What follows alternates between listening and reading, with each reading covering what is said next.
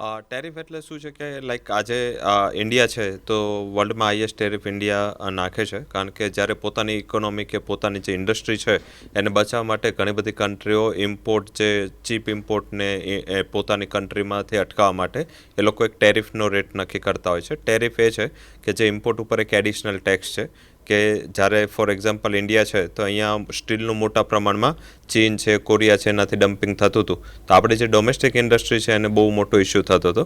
તો એને પ્રોટેક્ટ કરવા માટે આપણે ઘણી બધી સ્ટીલ ઉપર ટેરિફ નાખ્યા. સાથે ફોર એક્ઝામ્પલ આપણે કેમિકલ કંપનીઓ છે તો એને પ્રોટેક્ટ કરવા માટે આપણે ટેરિફ નાખ્યા.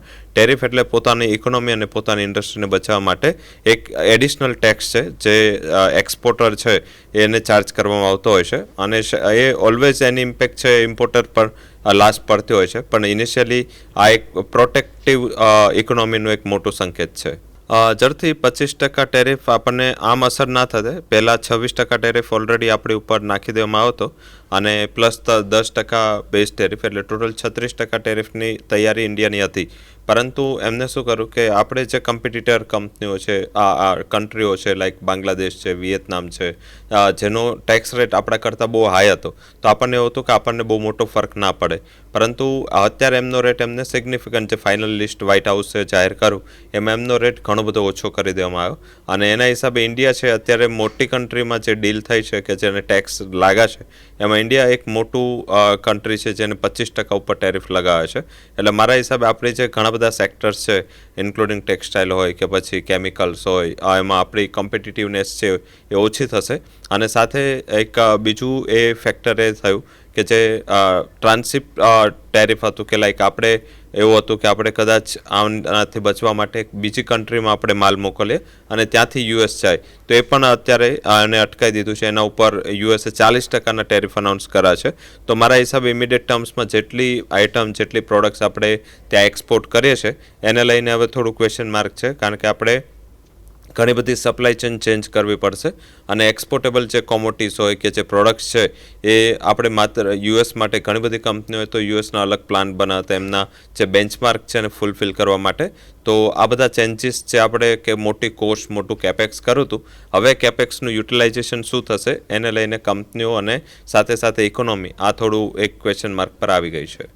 મારા હિસાબે આ એક એમનું જેસ્ચર છે. ઇન્ડિયાની ઇકોનોમી ડેડ નથી. લાઈક કે 6% ઉપર જે જીડીપી ગ્રોથ આખા વર્લ્ડમાં કોઈ પણ કન્ટ્રીનો નથી. ઇન્ડિયા એક માત્ર એવું કન્ટ્રી છે જે 6.4%ના જીડીપી ગ્રોથથી ચાલે છે. સાથે જો આપણે ડેડ ઇકોનોમી કોને કહેવાય કે જે ઇકોનોમી પહેલા રેન્કથી બીજામાં જાય, બીજામાંથી 5માં જાય, 5થી 10માં રેન્કમાં જાય. આપણે રિવર્સ થયું છે. આપણે 11માં રેન્કથી અત્યારે વર્લ્ડની 5th લાર્જેસ્ટ ઇકોનોમી બની ગયા છે. એટલે ડેડ ઇકોનોમી નથી, પણ એમના માટે ડેડલી છે. જો ઇન્ડિયા આવી રીતે ગ્રોથ કરતું રહે તો જો વર્લ્ડની મોટી ઇકોનોમી છે, વર્લ્ડની આ બધી હેવી વેઇટ ઇકોનોમી છે, એ લોકોને કોમ્પિટિશન બહુ મોટું નડે. એટલે મારા હિસાબે આ જેસ્ચર છે. સેકન્ડ કે એમને એવું છે કે રશિયા પાસેથી આપણે ક્રૂડ અને ડિફેન્સ ઇક્વિપમેન્ટ ના લઈએ, અને સાથે એ આપણે યુએસ પાસેથી લઈએ. એટલે એના માટે પોસ્ચરિંગ કરી રહ્યા છે. અને આપણને રશિયાને સેમ ઇકોનોમી કીધી. રશિયા ડેફિનેટલી અત્યારે જે વોરમાં છે, ઘણા ટાઈમથી એટલું મોટું કેપેક્સ કરી રહી છે, વોરમાં ખર્ચા કરી રહી છે, એ આધારિત રશિયા થોડી ઇકોનોમી પ્રોબ્લેમમાં છે. પણ આપણે કોઈ ડેડ ઇકોનોમી નથી. આપણી ઇકોનોમી ડેડલી છે. અને આગળ જતાં મીન્સ કે આપણે જે ટેરિફના પ્રભાવ છે ધીમે ધીમે ગવર્મેન્ટને પણ ખ્યાલ છે એટલા બધા સેક્ટર્સ એનાથી ઇમ્પેક્ટ થશે, ત્યાં અત્યારે ગવર્મેન્ટની ચર્ચાઓ પણ ચાલી રહી છે. મારા હિસાબે આ ડેડ ઇકોનોમીનું જે સ્ટેટમેન્ટ છે એ કદાચ આપણું એમનું જેસ્ચરિંગ છે કે આપણે યુએસની જે કન્ડિશન છે એને માનીએ અને એગ્રી ઇમ્પોર્ટને આપણે અલાઉ કરીએ. આપણે એના બધા ડેરી મિલ્ક પ્રોડક્ટ્સ છે એને આપણે ઇન્ડિયામાં અલાઉ કરીએ.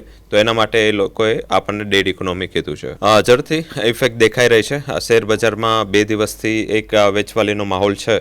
પર્ટિક્યુલર લાર્જ કેપમાં આટલું બધું પ્રોબ્લેમ નથી, કારણ કે લાર્જ કેપ ઓલરેડી પ્રિપેર હતું.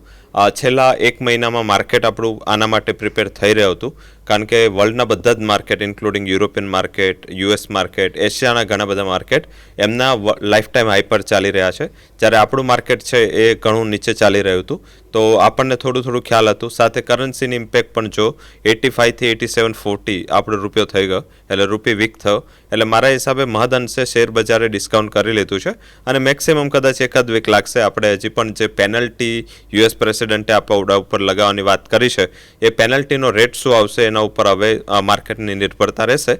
મારા હિસાબે આ જ્યારે પેનલ્ટીનો રેટ આવશે એ ટાઈમે માર્કેટ બોટમ બનાવી દેશે અને આની શેર બજાર ઉપર અત્યારે તો વિપરીત અસર આવી છે. ઘણી બધી નાની કંપનીઓ, મોટી કંપનીઓ સેક્ટર વાઇઝ જોઈએ તો ફાર્મા સેક્ટર છે, કેમિકલ સેક્ટર છે, કેપિટલ ગુડ્સ સાથે હેવી એન્જિનિયરિંગ, આ બધા સેક્ટર જ્યાં આપણે એક્સપોર્ટ મોટું કરીએ છીએ એ બધી કંપનીઓને અત્યારે થોડી નકારાત્મક અસર માર્કેટમાં જોવા મળી છે.